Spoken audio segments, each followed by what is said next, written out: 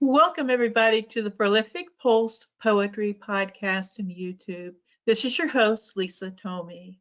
I am excited today to welcome Bill Cushing. He came all the way from California, and I'm in North Carolina, so that's a long distance to go. So thank God for these kinds of technologies these days. Welcome, Bill. Well, thanks so much for having me. Well, it's great to have you here today.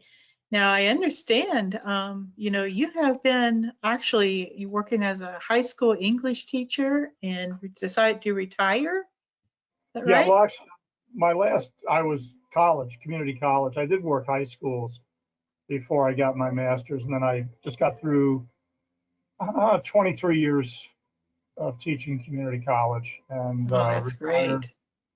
retired just in time to miss the shakeup last year. So the time was perfect. My last day was actually Valentine's Day of last year, and then of course everything broke loose in March. So Yeah, well, uh, that is great. And so now that you're retired from community college, what are you doing with your time? well, I may be actually going back. I've got my old boss or one of my old bosses invited me back for a class, so I've just submitted all the paperwork. So I'll probably do one class a semester just for the fun of it. But of course, I'm dedicated now more than to writing and working. Of course, I do a collaboration with a musician, uh, and we still work together as much as we can. Obviously, can't do live venues. You do what you can online. But yeah, my own writing, and I facilitate a writing workshop um, here in California. Okay. What kind of writing workshop is it? It's a critique where we every week. Uh, well, it used to be we get together at a local restaurant and exchange our writing and workshop each other.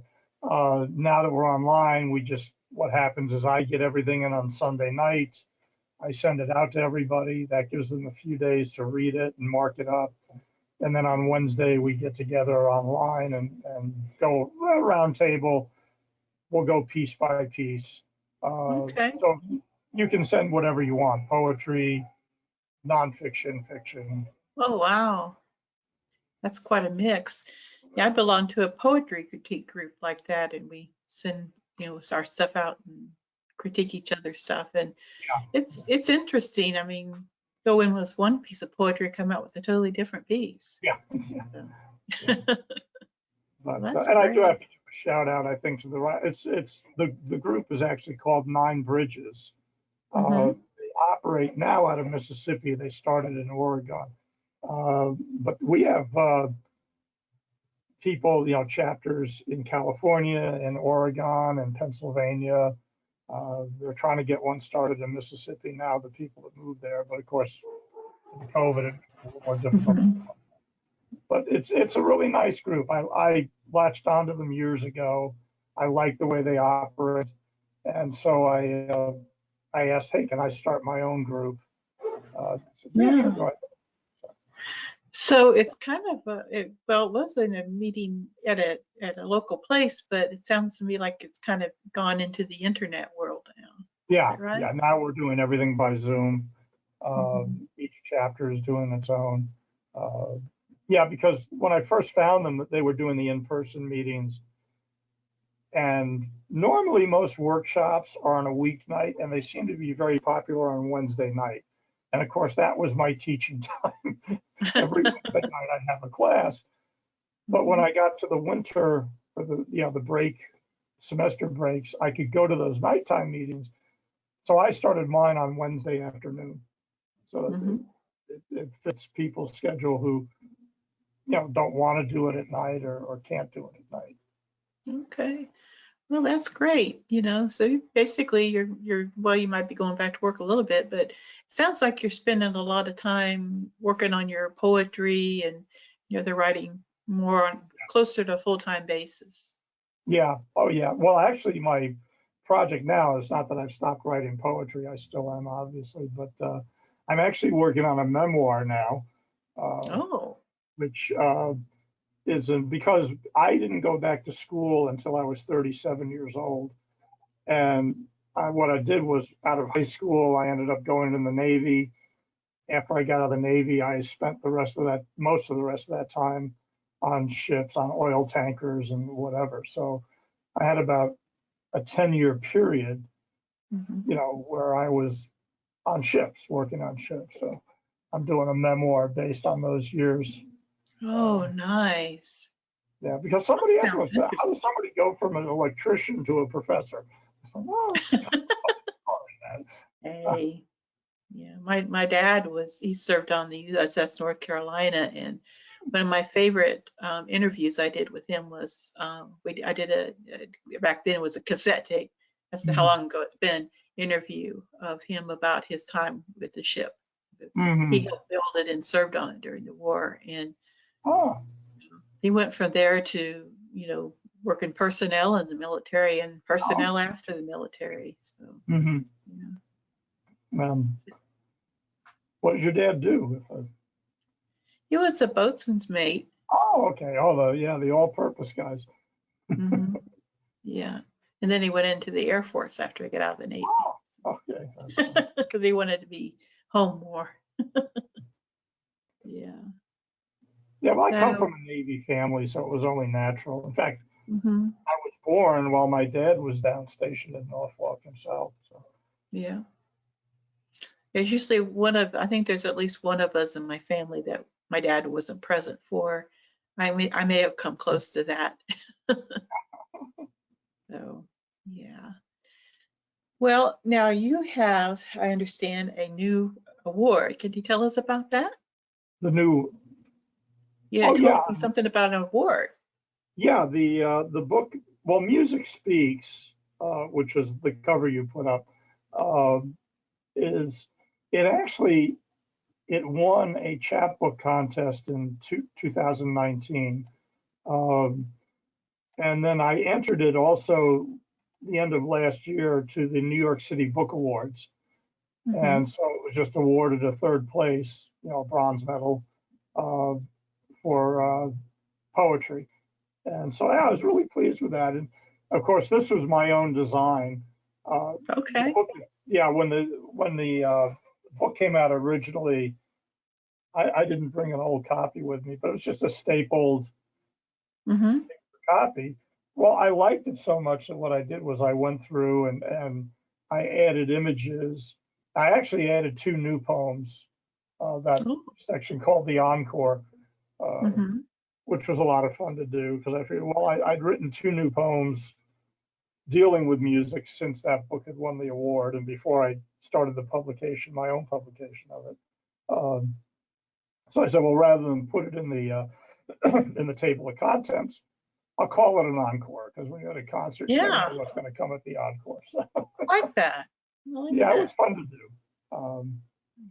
So yeah, and I've got another book still underway, and a new book of poems, which is pretty much the same as this in that I have artwork associated with the poems, and it's called "This Just In."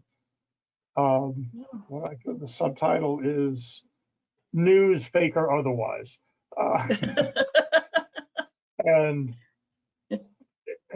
Finishing Line, who published my first book, A Former Life, is interested. So we're now, talking back and forth on what the contract will be and that sort of thing. Uh, Right.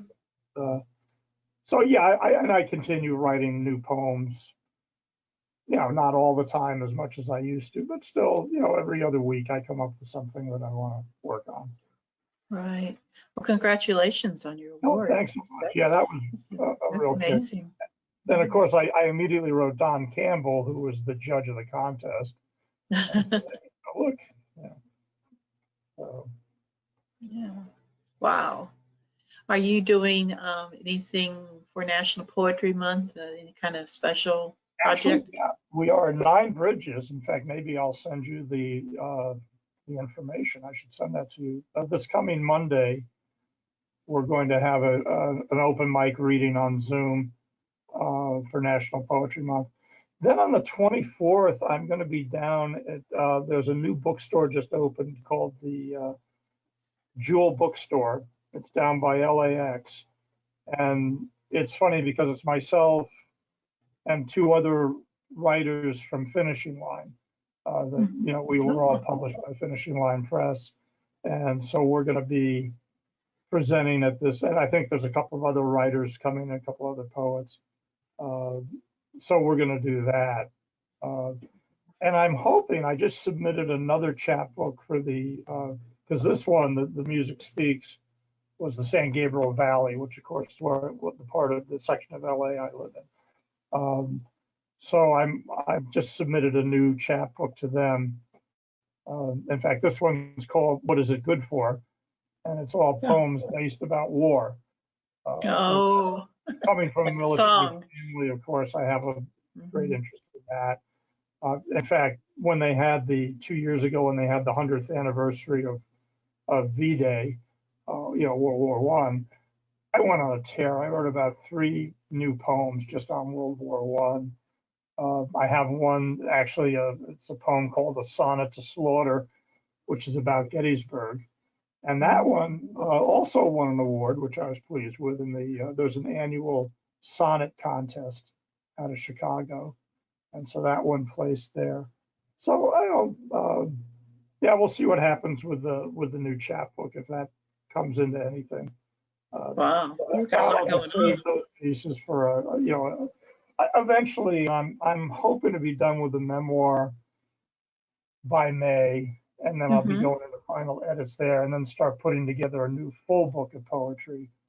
And then at the same time, I want to get back to, I actually wrote a memoir, God, almost 25 years ago, that needs a lot of work, and I got to get back to that. It's not about me, it's my late wife. I was married before, and she died of cancer. So I wrote this book about our, you know, dealing with cancer and what she went through. Right. So I'm hoping to get back to that because it does need a lot of work. But yeah, first this one, then I'll probably start working on a new book of poetry, you know, a full collection, and then get back to that other memoir. Goodness, you are a busy man. Yeah. Well, I like to say it keeps me off the streets and out of the pool hall. So. Well, it sounds to me like you do a lot of writing or research around history. Oh yeah, it's funny. I actually started as a history major when I returned to school. But what happened was, and I mentioned before, I have a good friend of mine who was one of my first English professors. He lives in Raleigh. And when I started back at school, he kind of wrote me back into an interest in writing. He recruited me for the school newspaper. Then he ended up, it's funny, he ended up getting me to help him on a literary festival he held every year at the campus. And then he and I, and once again, he brought me into this. He started a little arts and entertainment magazine. This is in Jacksonville, Florida, that we did, you know, came out every 2 weeks. And it was interviews and articles and reviews and that sort of thing. So he wrote me back into writing. So I always said, yeah, if it hadn't been for Kevin Besner, I probably wouldn't be at this position. Now, do you have some poetry to read for us today? Sure, absolutely. I would love I'd to. love to hear it.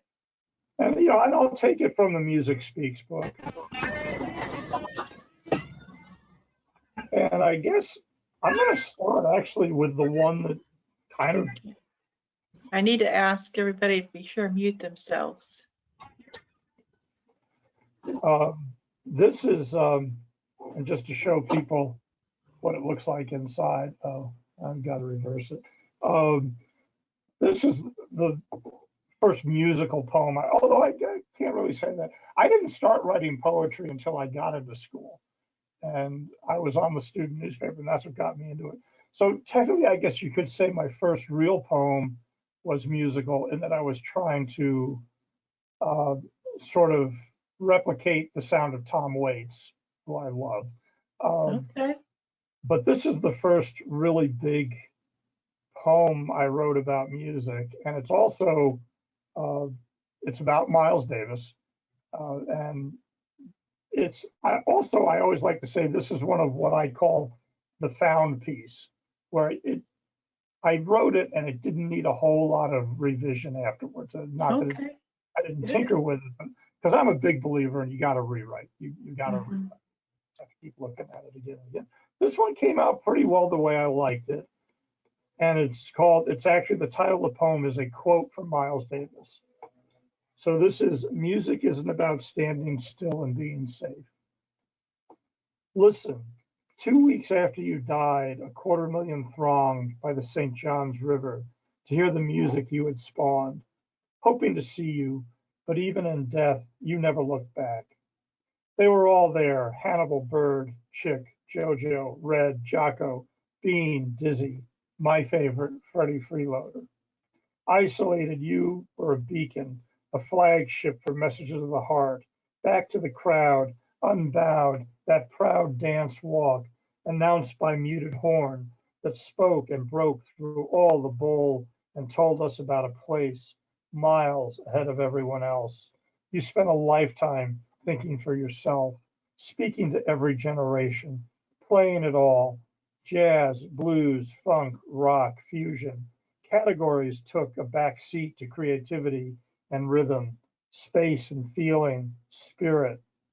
I remember fourth grade picking up a horn, then laying it down. Rock and roll was my world.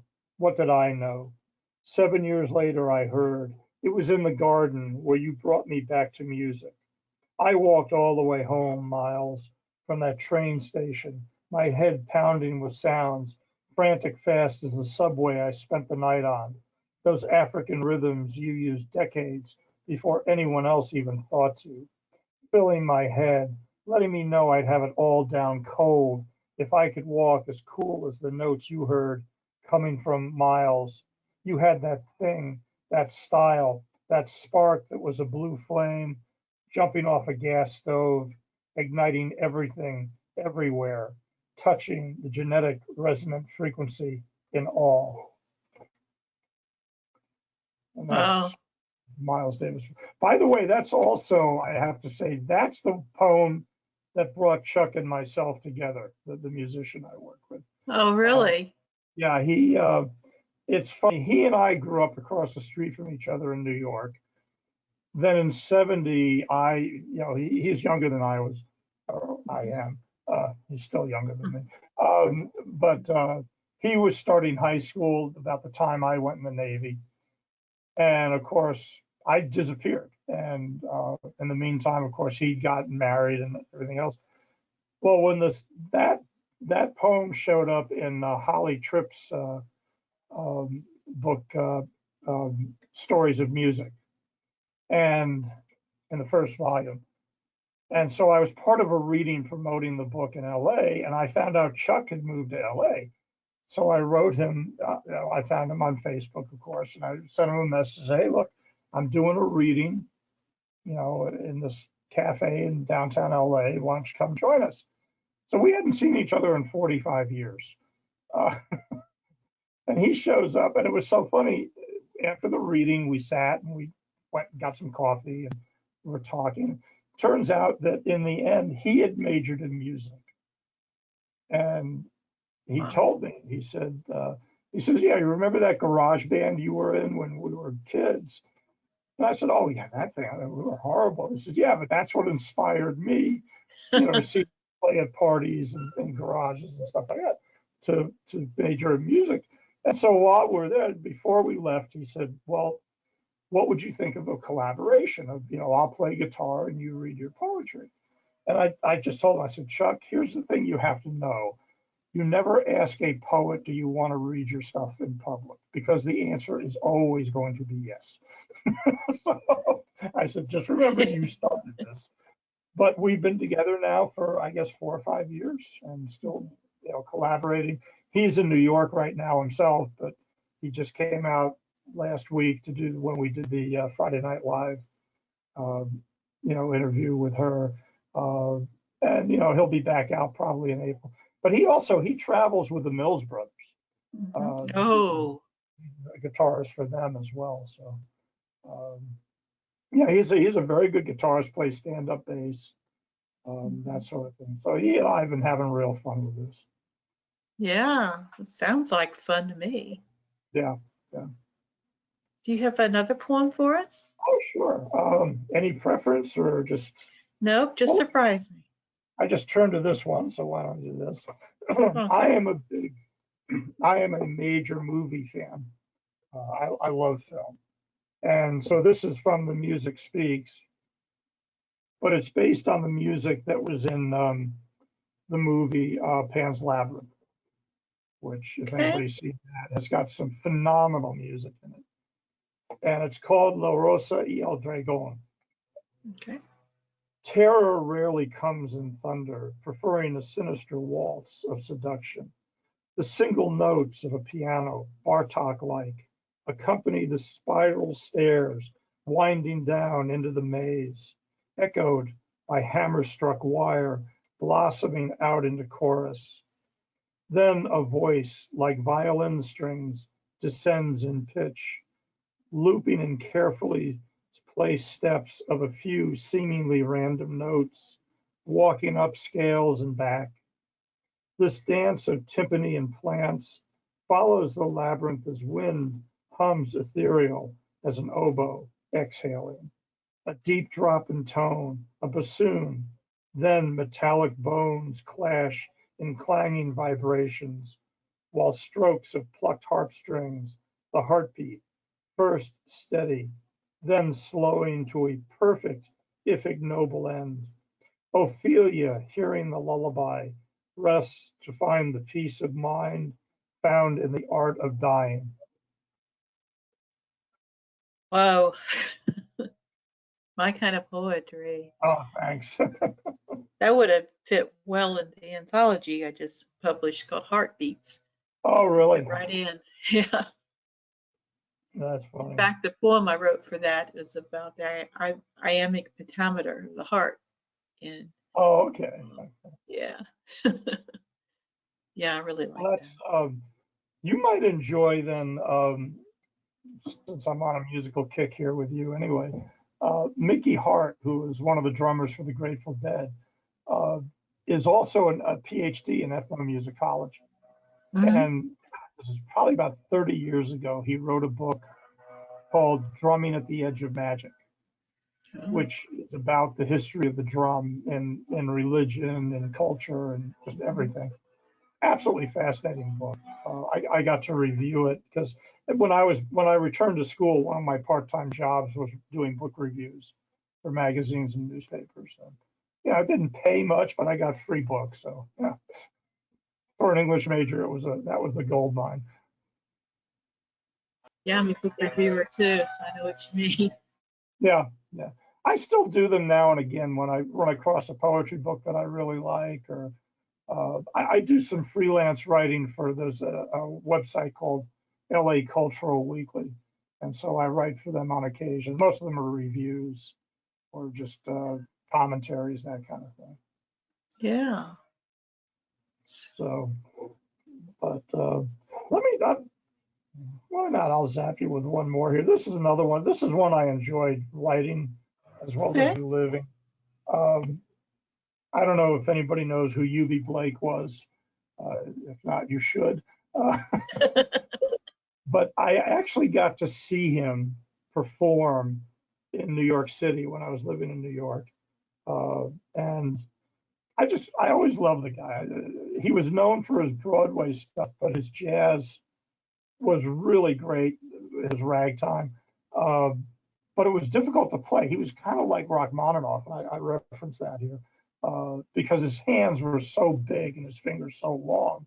He would come up with music that people found difficult to play. A normal person didn't have the wingspan of his finger to finger. But this is called Blake's Song. Yubi did it better than anyone, not just music, but life as well. Sneaking off at 13, already a pro, playing at a Baltimore brothel. He filled time for men lounging in couches, pulling slugs of whiskey from flasks, waiting for the girl of, if not their dreams, at least their choice that evening. Then people hummed his show tunes, but his true calling being the Rachmaninoff of ragtime. Long fingers doing what few can hope to, created perfect stops, gaps leading to rolling trills, rollicking dances on black keys, running along accidentals of sharps and flats. Later, I watched him play on a Manhattan stage as Alberta Hunter sang, both seemingly unaware of the crowd gathered about them. He having a year for each key of his instrument, she 80, nearly 2 centuries of experience. I wasn't at a music hall that night. Instead, I stood on the edge of Mount Olympus, looking up, getting a chance to eavesdrop on gods of music as they played. Oh, gosh. So You had I always quite said you did it life. better. Yeah, and Yubi, I don't know, you know about how he did on his 100th birthday, he did a farewell concert in Baltimore because that's where he's from. And then about a week later, he just went to sleep and didn't get up. And I always said, Yubi did it better than anybody. He did what he Yeah. wanted to do just about his whole life and just was able to do it right up till the end. Yeah. Yeah. We should all be so fortunate to have I life know. like that. Anyway, but by the way, if I may, I didn't ask permission before, so I'll assume I can take permission here. If anybody would like, I am more than happy to send signed copies of this book out. I've got it listed at $25, but I'm happy to do it at $20 as long as it's within the continental U.S. Okay. So if anyone's interested, maybe you can post my email and Okay. I'll be glad to. they can contact me through, because I have a PayPal account. We can easily do it that way. I'm more than Okay. happy to So use the same personalize. email that we've been communicating with? Yeah, the Pisces Okay. Post. I'll include that in the show notes. Absolutely. But yeah, I'm really pleased with how this came out. And, you know, I kind of tried to copy sort of a mini coffee table book. I mean, even the dimensions are odd for poetry, and the pages are a lot glossier, and the pictures are in color and that kind of thing. So, but anyway. Is there anything that I haven't asked you about that you would like to share? Well, I don't know. I guess one of the things I always love to get into when I'm talking about poetry, and I wrote a very long piece about this that has been published in a couple of places, but here again, I started as a history major, ended up as an English major. Initially, I was going to major in linguistics because I found the study of language very interesting, but I ended up going into creative writing instead. But how do you define poetry? Has always been a big thing because I was one of those English teachers. Define the terms. You got to define the terms. So here I am involved in poetry. How do you define it? And that was always one of the things I was asking people. You know, I got to meet some very good poets: Donald Justice, Heather McHugh, Carolyn Forche, people like this when I was at school. And it was interesting getting these definitions. But I always like to say the best definition of poetry I ever got was I was still in Florida. I had gone up to Vermont to visit a friend of mine, and I'd taken the train because I figured I could get work done a lot easier on a train. Just take my time, but I can't help you then. But anyhow, I was on this train ride, and I pulled out some poems I was working on, and this guy next to me says, "Oh, you write poetry?" And we start talking, and then behind us, a third guy perks up. "You guys talking about poetry?" So we ended up going to the bar car most of the night, and that was one of the things I said, "Yeah, how do you guys define poetry?" Well, the one guy who had been behind us, he was out of Canada, and I always loved he said, "Poetry is the history of the human soul." And I said, that is the best definition I have I ever. like that. Because when you think about it, poetry started as history, if you look at the Greek epics and that sort of thing. And, of course, in the Romans, it was mythology, but of course, what else reveals the soul of a culture? But it's mythology and legends. I was like, that's perfect. That's it was the shortest answer I ever got, and it was the most all-encompassing. And I always say, think of poetry as the history of the human soul. It reflects who we are at any given time, and how. And I'm a big believer in the tabula rasa, that we are a product of our time and our environment and that sort of thing.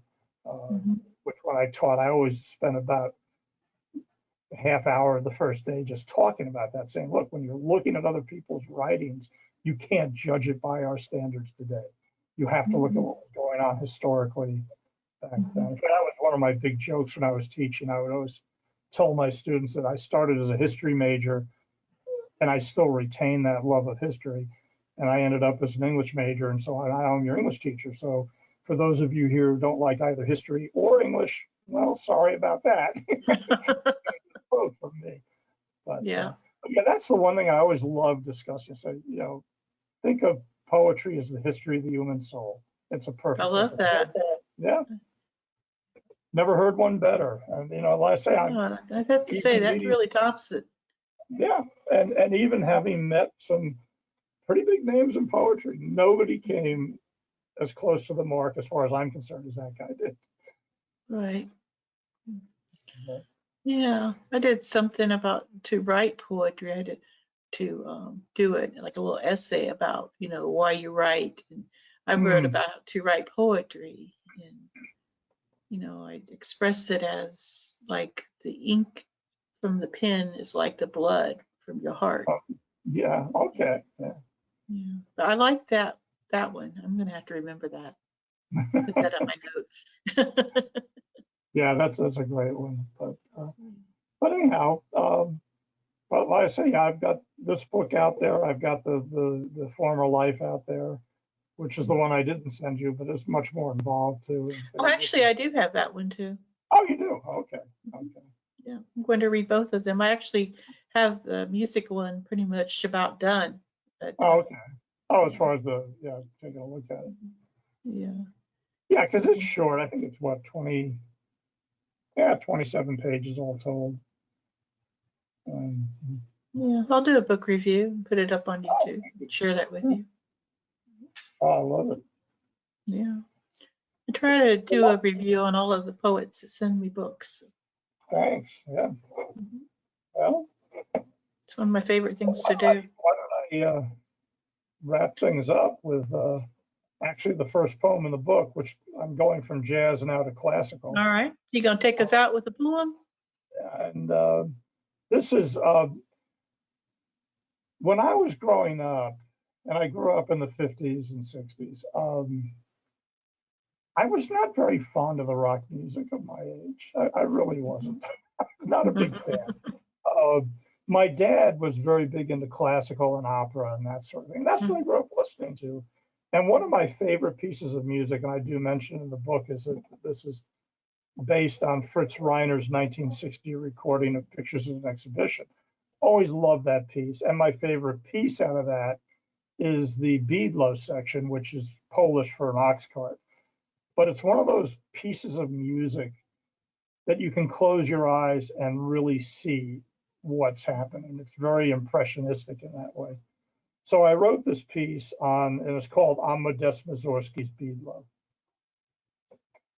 A shape appears and is gone, comes into view, disappears, until, cresting the hill, the spot blotting the sun, a cartload of hay takes shape. Emerging the wagon, oxen drawn, a juggernaut pulled by 2,000 pounds, rolls between fields, grinding dirt, crushing stones. Sweating flanks of coarse matted hair cause slow rhythmic hammering, dull thunder as hooves pound earth. The ground moves to the sound of these hardened tympani. Beast and wagon pass, processional as if solemn, and then recede slowly out of sight.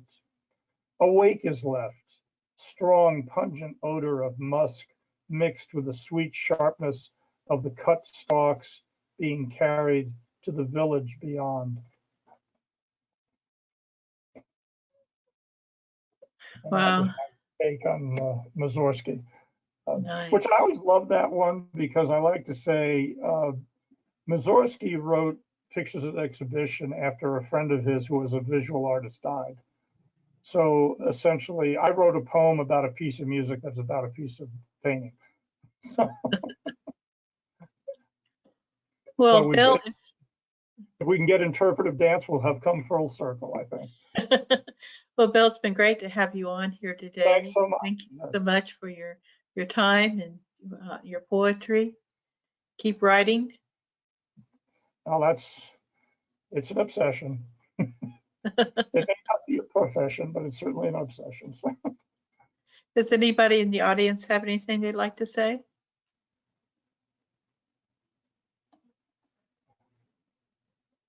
well, I guess they're being quiet. oh, here it goes. Karen. No, I know of coming from our the writing group. You know, I love the way you write. I love the imagery that you portray. So always interesting to hear your backstory and what led you to write certain poems. Yeah, because the only story you've heard so far are my wild years. So thanks a lot. No Thank you. problem. In fact, I think the Miles Davis one might have surprised him because any poems he's seen from me, I'm really big on the compact line and stanza and that stuff. That Miles Davis one is the only, well, it's not the only, but it's one of the few very long pieces I've read. Yeah. I'm big on the compact line too. Well, thank you so much, and Okay. I will leave you go, and you have a wonderful rest of your day. Thanks so much. Thank you. Bye-bye. And thanks for joining us. Thank you.